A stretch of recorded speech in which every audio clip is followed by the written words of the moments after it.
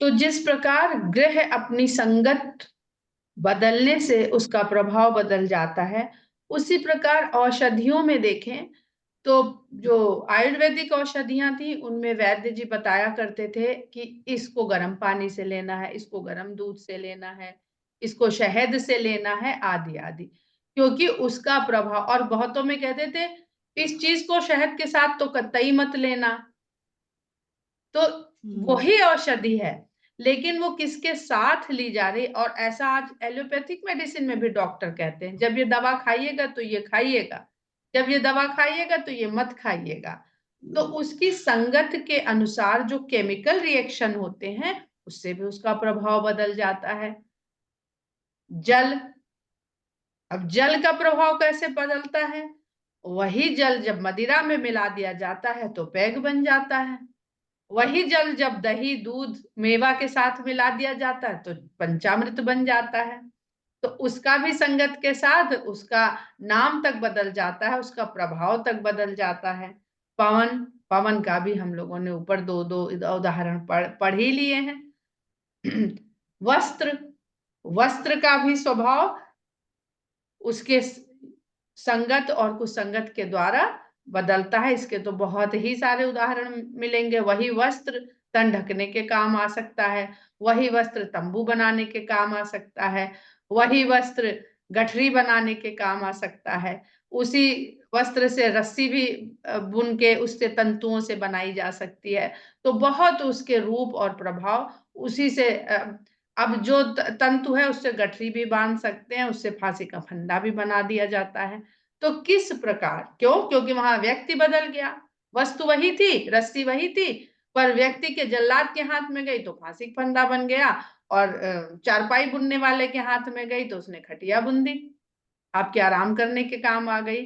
तो संगत का असर वस्तु के प्रभाव को किस प्रकार हानिकारक या लाभकारक बना देता है कि वही वस्तु रहती है वो कुवस्तु और सुवस्तु में परिवर्तित हो जाती है। इस बात को विद्वान और विचारशील लोग जानते हैं कि लक्षण को जरूर देखना समझना चाहिए कि लक्षण क्या है। सम प्रकाश तम पाक दुह नाम भेद विधि कीन, शशि शोषक पोषक समुझ जग जस अप जस दीन। ये हम लोग कल अच्छी प्रकार से इसको समझ चुके थे। जड़ चेतन जग जीव जत सकल राम मय जान। इसलिए मैं इस जगत में जितने भी जड़ चेतन और जीव हैं उन सभी को मैं राम में जान रहा हूं कि सब में राम ही है, सब में राम ही समाये हुए हैं। मैं यानी जिसमें जो चीज समाई हुई हो उसको कहते हैं मय होना। बंदो सबके पद कमल जोरी सदा जोरी जुग पान। अब जब सब में राम ही समाये हुए हैं तो हम भेद क्या करें कि हम इसको नमन करेंगे और इसको नहीं नमन करेंगे, इसको प्रणाम करेंगे उसको प्रणाम नहीं करेंगे। तो हम सभी के चरण कमलों को दोनों हाथ जोड़ करके वंदना करते हैं। अब यहाँ पर दिक्कत प्राणी को क्या हो जाती है कि जो जगत राममय है यानी राम समाये हुए हैं, वो मय को हम लोग, मय जब हो जाती हो कोई चीज तो क्या दिखती है? माया।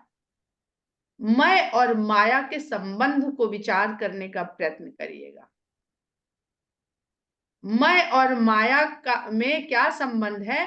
तो जो वस्तु राममय है वो हमको माया की तरह क्यों दिखने लगती है, क्यों भ्रमित कर देती है? ये पूरा पाठ हम लोग पूरी रामायण भर पढ़ते रहे हैं और आगे भी इसी को समझने का प्रयास चलता रहेगा। देव दनुज नर नाग खग प्रेत पितर गंधर्व बंदों किन्नर रजनिचर कृपा करो अब सर्व।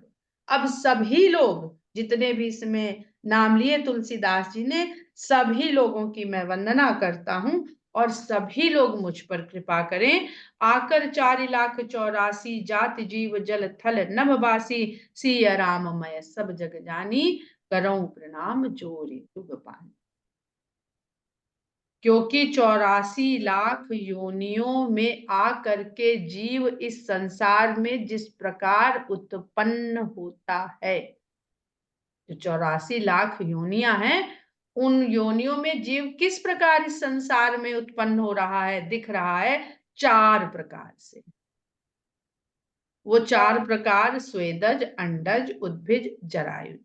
पसीने के द्वारा कोई जीव संसार में अपने को पैदा कर रहा है, कोई अंडे के द्वारा पैदा कर रहा है, कोई उद्भिज उद्भव हो रहा है जिसका उद्भिज शायद जो धरती को फोड़ करके निकलते हैं उसको कहते हैं। और जरायुज, जरायुज इसका भी अर्थ हम आप लोगों को कंफर्म करके बताएंगे, मोटा मोटा बता देते हैं कि पसीने से उत्पन्न होना, अंडे से उत्पन्न होना, अपने समान प्रजनन करना, और दूसरा जो पृथ्वी से बीज बोते हैं और वो पृथ्वी को फोड़ करके अब संसार में वो आ जाता है, जिसमें वृक्ष, वनस्पति इत्यादि आते हैं। तो इन सभी लोगों को मैं सिया राम मैं, अब तुलसीदास जी बच कैसे गए? क्योंकि राममय तो संसार है, पर तुलसीदास जी ने जो मैं माया बन के जीव को भरमा देती है, वहां पर उस आदि शक्ति को भी उन्होंने शामिल कर लिया कि संपूर्ण संसार को मैं सीता और राम में जानता हूं। वो एक ही है, पर हमारे मन में वैसा भाव भी तो हो कि राममय जगत को हम सिया राम में देख सकें। और दोनों हाथ जोड़ करके प्रणाम करते हैं। जान कृपा कर किंकर मोहू, सब मिल करऊं छाड़ी छल छो। मेरे लिए तो जड़ और चेतन सभी सीताराम के समान हैं, तो अब वो कोई भी छल को न रखें, छल को त्याग दें और मुझे अपना दास, सेवक, बिल्कुल अदना सा सेवक जान करके मुझ पर कृपा करें। अब ये छल जो है मेरे साथ भी हो सकता है कि भाई हम तुम पर कृपा क्यों करें, और आपस में भी तो हो सकता है। सारा संसार जिसको तुलसीदास जी प्रणाम कर रहे हैं, तो सब आपस में एक हो जाएं तब तो कृपा करेंगे कि चलो भाई हम सब इन पर कृपा करते हैं, जो भी जड़ चेतन है। तो किसी भी प्रकार का छल हो उसको आप छोड़ दीजिए और मुझे अपना, जब हम सबके अपने आप को सबका दास ही बना दिया, तो अब आप हम पर कृपा करिए। क्यों कृपा करिए, क्यों मांग रहे हैं कि निज बुद्धि बल भरोस मोहि नाहि, ताते विनय करूं सब पाहि। क्योंकि मुझे अपनी बुद्धि की सामर्थ्य पे बिल्कुल भी भरोसा नहीं है, इसलिए मैं आप लोगों से विनती कर रहा हूं कि शायद आपकी कृपा मुझे वो सामर्थ्य प्रदान कर सके। कब किसका आशीर्वाद फलीभूत हो जाए। करन चाहूं रघुपति गुण गाहा, लघुमति मोरि चरित अवगाहा। वो कृपा मुझे क्यों चाहिए? क्योंकि मैं रघुपति के गुणों का गायन करना चाहता हूं। मेरी मति बहुत छोटी है और उनका चरित्र तो अथाह है। जिसको मैं गाना चाहता हूं वो अवगाहन के रूप में है, उसको मेरे बुद्धि के लिए संभव नहीं है। सूझ न एक अंग उपाऊ, मन मति रंक मनोरथ राऊ। तो मुझे कोई और उपाय सूझता नहीं है, तो इसलिए मैं हर जड़ चेतन से, हर जीव से, हर वस्तु से ये कृपा चाहता हूं कि मैं, ये जो मेरी इच्छा हो गई है वो शायद आपकी कृपा से मैं कर पाऊं। मुझे कोई आपकी कृपा के अलावा कोई दूसरा उपाय सूझता नहीं है, क्योंकि मेरी जो बुद्धि है वो तो रंक के समान है और मेरा मनोरथ राजा के समान है। बुद्धि की सामर्थ्य कुछ नहीं है, और उस बिना, जिसके पास सामर्थ्य नहीं है, पूरी तरह असमर्थ है, उस बुद्धि के द्वारा मैंने ये राजा जैसा मनोरथ कि राम के चरित्र का अवगाहन करने का, उसको गाने का, रचना करने का मैंने मन में मनोरथ पाल लिया है। अब देखिए, यहां से पहला मनोरथ आता है तुलसीदास जी का। अब मनोरथ की भी कथा सुनते चलिएगा कि इस रामचरित मानस में कितने लोगों के मनोरथ आएंगे। मत यति नीच ऊंची रुचि आछी, चाहिए अमीय जग जुड़ई न छाछी। मेरी बुद्धि तो नीच प्रवृत्ति की है और रुचि बहुत उच्च प्रवृत्ति की हो गई है। ऐसा ही है कि जिसको सेवन करने के लिए छाछ भी न जुड़ रही हो, वो अमृत की चाहना कर बैठा है। कि आज तो भोजन में खाने के लिए, पीने के लिए छाछ, छाछ सबसे सबसे ज़्यादा पतला भाव होता है दुग्ध का। दुग्ध से जो वेस्ट बचता है ना नवनीत लेने के बाद, एक दिन हमने पूछा था कि मट्ठा और छाछ में क्या फ़र्क होता है? बहुत लोगों ने कहा कि एक ही होता है, पर आयुर्वेद के हिसाब से जो मट्ठा होता है जब उसमें 4 गुना पानी और मिला दिया जाता है तब वो छाछ बनती है। नवनीत निकालने के बाद 4 गुना पानी दही में पड़ता है, तब नवनीत मिलता है, तो मट्ठा मिलता है और उसमें और 4 गुना यानी 8 गुना पानी मिला दिया जाए, तब उसको छाछ कहते हैं। मट्ठा जिन-जिन लोगों ने पिया होगा, मट्ठा थोड़ा गाढ़ा होता है और छाछ एकदम पनियल होती है। इसलिए भोजन के बाद मट्ठा नहीं, छाछ पिया जाता है। तो कह रहे हैं कि मुझे छाछ भी नहीं जुड़ती है और मैं अमृत की चाहना कर बैठा हूँ। क्षमी है ही सज्जन मोरी ढिठाई, सुने हैं ही बाल बचन ढिठाई। तो मेरे इस मनोरथ को जान करके जो सज्जन लोग हैं उस वो मेरी बा इस चाहत को बालहठ ही मानेंगे और मुझे क्षमा कर देंगे और मैं जो ये कह बैठा हूँ, इसको किसी बच्चे के वचन ही मानेंगे कि बच्चा है, ये कह गया है इस बात को। ज्यों बालक कहतो तरि बाता, सुनहि मुदित मन पितु अरु माता। जिस प्रकार बच्चा अपनी तोतली जुबान में जो भी गलत सही बोलता है, माता-पिता को उसे सुन कर के आनंद ही होता है।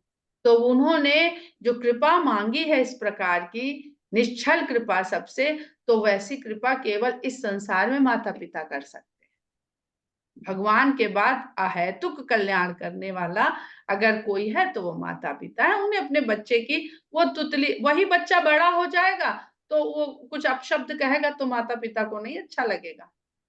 लेकिन छोटा बच्चा अगर किसी से सुन के गाली भी बकेगा तो माता-पिता बहुत आनंदित होते हैं। पर अगर 25 साल का लड़का बाप को या माँ को बक दे तो शायद घर से निकाल बाहर करेंगे। हँसी हैं कूर कुटिल कुबिचारी जे पर दूषण भूषण धारी। और मेरी इस बात को सुन करके जो कुटिल और बुरे विचार वाले लोग हैं, वो मेरे ऊपर हँसेंगे। क्यों हँसेंगे? क्योंकि वो दूसरों के दोष को ही आभूषण के रूप में धारण किए रहते। उनका आभूषण क्या है कि दूसरों में कमियाँ ढूँढते रहते हैं। निज कबित्त कहि लाग न नीका, सरस होऊ अथवा अति फीका। जे पर भनित सुनत हर साही, ते बर पुरुष बहुत जग नाही। अपना रचा हुआ कवित्त, अपनी करी हुई रचना भला किसे नहीं अच्छी लगती। अपनी कविता लिखी तो लगता है कि ऐसा सुंदर तो आज से पहले लिखा ही नहीं गया है। ऐसा सुंदर भाव, ऐसा सुंदर भाषा। तो वो चाहे रसीला हो, चाहे फीका हो, वो अच्छा ही लगता है। लेकिन जो दूसरे की रचना को सुन करके हर्षित हो जाएँ, ऐसे लोग इस संसार में बहुत नहीं हैं, वो कम ही हैं। जग बहु नर सर सरि सम भाई, जे निज बाढ़ बढ़ई जल पाई। सज्जन सकृत सिंधु सम कोई, देखि पूर विधु बाढ़ई जोई। ये चौपाइयाँ मुझे बहुत अच्छी लगती हैं कि बहुत सारे मनुष्य इस संसार में ऐसे हैं जो नदी के समान स्वभाव धरते हैं। जो नदी का क्या है? जब उसको जल मिलता है तो अपने अपने को मिले हुए जल को पा करके वो बाढ़ को प्राप्त होती है, बढ़ती है। बढ़ना यानी वृद्धि करती है। तो स्वयं को कुछ प्राप्त होने से अपनी बाढ़ से बढ़ना, ये ज़्यादातर मनुष्यों का स्वभाव है। इसको नदी सरिसम भाई, नदी के समान। लेकिन सजन सकृत सिंधु सम कोई, ऐसे सज्जन जो सिंधु के समान हैं, ये बहुत कम मिलते हैं, बिरले ही मिलते हैं। देखि पूर विधु बाढ़ई जोई, जो चंद्रमा को बढ़ता देख करके बढ़ते हैं। जब चंद्रमा पूर्णमासी का चंद्रमा हो जाता है तो समुद्र इतना आनंदित होता है कि उत्साह से उमड़ने लगता है। उसमें ज्वार आ जाता है, मतलब समाये नहीं समता है उसके भीतर आनंद का भाव। भाग छोट अभिलाषु बड़ करऊं एक विश्वास, पई सुख सुनि सुजन सब खल करी उपहास। परंतु मुझे एक विश्वास तो है कि मैं ये जो करने का मन में विचार और अभिलाषा आ गई है, मेरा भाग्य बहुत छोटा है, पर अभिलाषा मैंने बहुत बड़ी कर ली है। अब कहते हैं ना इस संसार में सब कुछ भाग्य से प्रारब्ध से मिलता है। तो वो तो मुझे नजर आता नहीं है, क्योंकि भाग्य अच्छा होता तो जन्मते ही माँ बाप ने त्याग नहीं दिया होता, घर की सेविका ने पाला, खाने का जुगाड़ नहीं था, किस कठिनाई से भिक्षा मांग करके वो अपना और उनका पेट भरती थी, और वो भी थोड़े समय बाद मृत्यु को प्राप्त हो गई। तुलसीदास जी का थोड़ा बहुत जीवन यहाँ सभी लोग जानते हैं, तो क्या बहुत भाग्यशाली थे। माँ बाप का साया जन्मते ही जिसके सर से छीन लिया जाए, मतलब उठ जाना और बात होती है, माँ बाप खुद ही जिसको त्याग दें, ऐसा भाग्य है मेरा। तो भाग्य तो मेरा बहुत छोटा है, पर अभिलाषा मैंने बहुत बड़ी ठान ली है। फिर भी एक विश्वास मेरे मन में तब भी है, अपने भाग्य पे भरोसा नहीं है, बुद्धि पे भरोसा नहीं है, सामर्थ्य पे भरोसा नहीं है, फिर भी विश्वास देखिए कि पई है सुख सुनि सुजन सब। ये जो मैं लिखने की सोच रहा हूं, इसको सुन करके जो सज्जन लोग हैं वो सुख पाएंगे, और जो दुष्ट लोग हैं वो इसका मजाक उड़ाएंगे। खल परिहास होई हित मोरा, काक कहाई कलकंठ कठोरा। दुष्टों के मजाक उड़ाने से मेरा ही कल्याण होगा। क्यों? क्योंकि काक कहाई कलकंठ कठोरा, कौआ सुंदर कंठ वाले पक्षियों को बुरा ही कहता है, कठोर ही कहता है। उसकी अपनी बोली अच्छी नहीं है तो वो दूसरों की बोली से कभी प्रसन्न नहीं होता, उनमें कोई ना कोई दोष ढूंढता रहता है।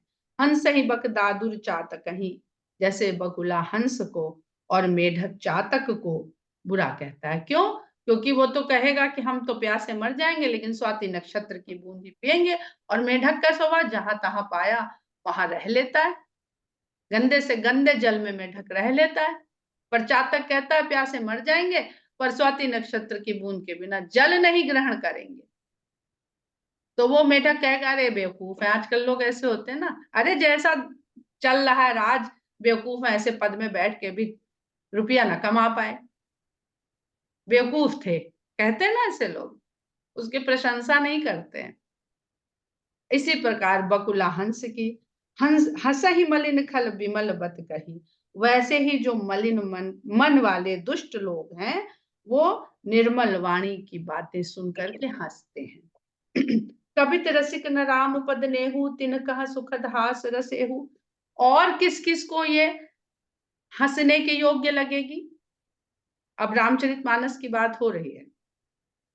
जिनको ना कविता में रस होएगा, भाई वो भी पढ़ लेगा, कि जिसको कविता अच्छी लगती हो तो कहेगा कि बहुत कविता है, ये पुस्तक एक सुंदर कविता है। तो न तो जिसको कविता का रसिक है और न राम के चरणों में कोई नेह है, कोई प्रेम है, उनको यह सुखदायनी न लग करके, सुख तो देगी, लेकिन कैसा सुख देगी कि इसमें बहुत हास्य रस है। वाह वाह, कैसी बात लिख गए, एकदम गप लिख के चले गए तुलसीदास जी। तो उनको ये हास्य रस का सुख देगी, तो सुख तो देगी।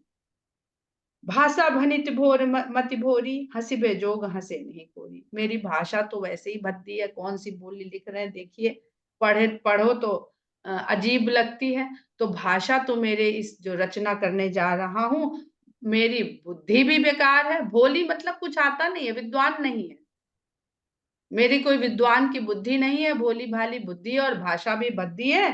तो हंसी पे जोग हंसे नहीं कोई। हाँ, ये मेरी रचना हंसने ही योग्य है, और इसके ऊपर हंसने में कोई बुराई नहीं है। प्रभु पद प्रीति न सामुजनी की, तिन्ह ही कथा सुनि लागी ही फीकी। जिन्हें ना तो प्रभु के चरणों में प्रेम है और ना जिनकी समझ अच्छी है, उनको ये कथा सुनने में बहुत फीकी लगेगी। हरिहर पद रति मति न कुतर की, तिन्ह कहूं मथुर कथा रघुबर की। जिनको भगवान हरि और हर दोनों के ही चरणों में प्रीति है, हरिहर पद रति, विष्णु और शंकर के चरणों में जिनको प्रेम है, और जिनकी बुद्धि हर समय कुतर्क कर्म के चक्कर में नहीं पड़ी रहती।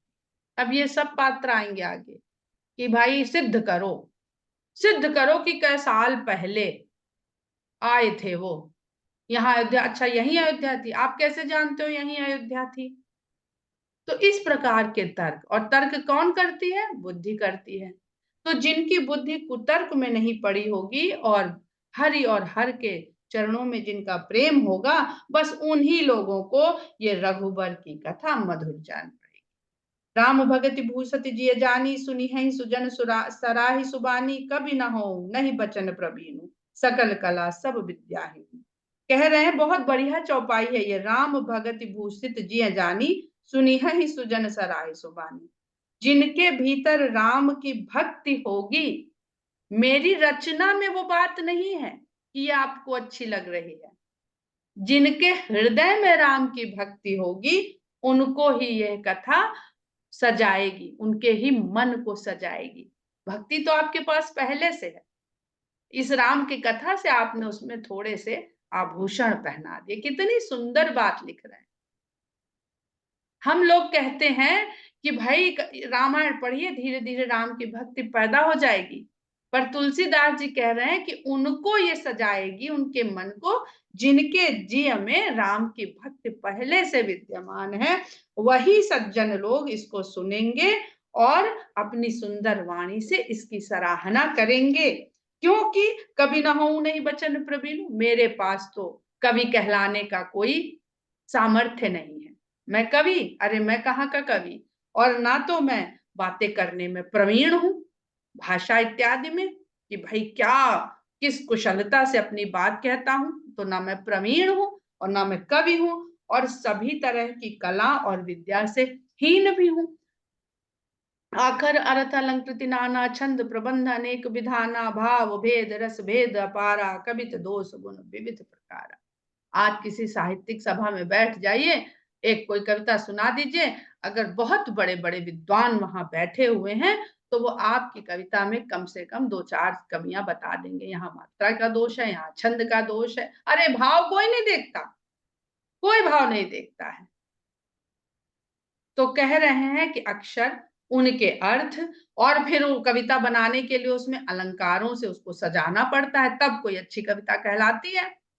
नाना प्रकार के अलंकार हैं और छंदों के प्रबंध, कोई कितने हजारों, कोई कितने हजार, कितने प्रकार के छंद बताते हैं। फिर उन छंदों के नियम बैठो भाई।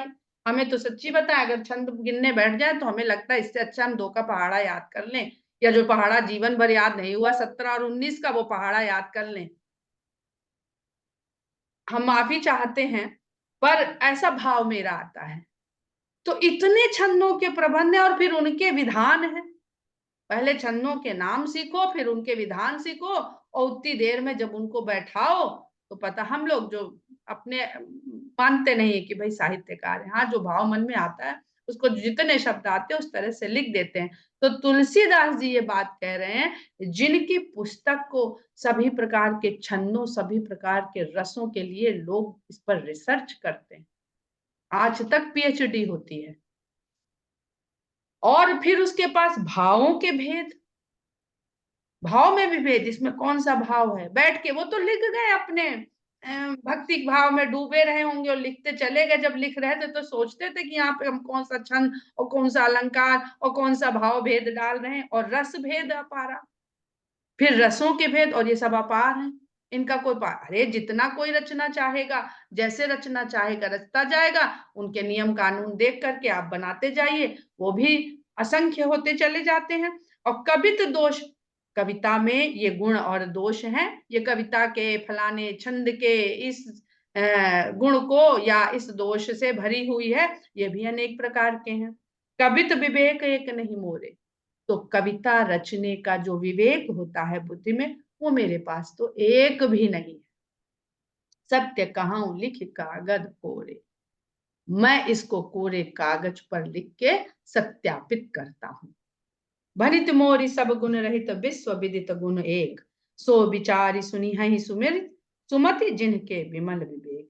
मेरी रचना सब गुणों से हीन है, रहित है, मेरी रचना में एक भी गुण नहीं है, लेकिन एक गुण जो विश्व विदित है, वो एक गुण इसमें है, उसी को विचार करके सुंदर बुद्धि वाले लोग इसको सुनेंगे, जिनके निर्मल विवेक है। देखिए, कवित्व विवेक और विमल विवेक, 2 विवेक बता दिए उन्होंने। ये चौपाई पढ़ के 2 चौपाई पढ़ के आज का अध्ययन हम लोग विराम दे देंगे। वो क्या एक गुण है, एहि मह रघुपति नाम उदारा, अति पावन पुराण श्रुति। मेरे इस रचना में जो एक विश्व विदित गुण है वह है कि इसमें रघुपति का उदार नाम शामिल, वो सम्मिलित है। और अति पावन पुराण श्रुति सारा, सभी पुराणों और वेदों का सार वह पवित्र नाम है। बड़े बड़े 4 वेद, 18 पुराण, यानी कितने उपनिषद, और फिर उसके बाद कितने कितने और शास्त्र, पर उन सबका सार क्या है? कौन पढ़ सकता है? इस जीवन में, कलयुग में तो कोई एक शास्त्र नहीं पढ़ सकता। ये जो इतनी लंबी लिस्ट है हमारे पास, वो तो बहुत दूर की हो गई बात। लेकिन उसका जो सार है वो है कि इसमें रघुपति का उदार नाम है। और वो नाम क्या है? वही नाम है मंगल भवन मंगलहारी, उमा सहित जहि जपत। वो ऐसा नाम है जिसके कारण, उस नाम के कारण सब अमंगल का हरण होता है और सब मंगल प्राप्त होते हैं, पूर्ण होते हैं। वही नाम है इसमें जिसको उमा के सहित मुरारी शंकर भगवान जपते रहे। अब ये जो एक चौपाई है, इसका हम लोग कल बहुत विस्तार से अध्ययन करेंगे। क्यों शंकर भगवान के पर्यायवाची में तुलसीदास जी ने यहाँ त्रिपुरारी ही प्रयोग किया? पुरारी अवधि में कह दिया है, त्रिपुरारी शब्द है। और उमा सहित, यही 2 नाम उन्होंने क्यों लिए हैं? और यही एक चौपाई है। और भी कुछ चौपाइयां हैं जिसकी अर्धाली एक है, पर ये सबसे प्रचलित चौपाई है जिसकी अर्धाली एक है कि मंगल भवन अमंगलहारी, उमा सहित जहि जपत पुरारी, और मंगल भवन अमंगलहारी, द्रवहु सो दशरथ अजीर बिहारी। ये दोनों चौपाई का संबंध क्या है? क्यों तुलसीदास जी, उनको शब्दों की कमी पड़ रही थी क्या, जो उन्होंने कहा चलो जी ये तो इस पे राइमिंग अच्छी जा रही है, यहाँ पर यही चौपाई, यही अर्धाली प्रयोग कर लेते हैं? इसके पीछे कारण क्या है, इसकी चर्चा हम लोग कल करेंगे, समझने का प्रयास करेंगे। जय सिया राम।